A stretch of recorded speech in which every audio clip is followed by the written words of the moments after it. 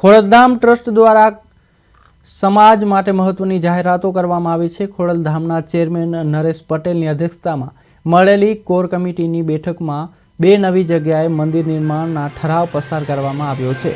જે મુજબ હવે ડાયમંડ સિટી સુરતમાં અને 7 સમંદર પાર લંડનમાં ભવ્ય ખોડલધામ મંદિર સંકુલનું નિર્માણ કરવામાં આવશે। વિદેશની ધરતી પર લંડનમાં પ્રથમ વખત ખોડલમાનું સંકુલ બનાવવા જઈ રહ્યું છે। આ ઉપરાંત આગામી સમયમાં અમદાવાદ ખાતે પણ ખોડલધામ સંકુલ બનાવવાનું આયોજન વિચાર રહ્યું છે।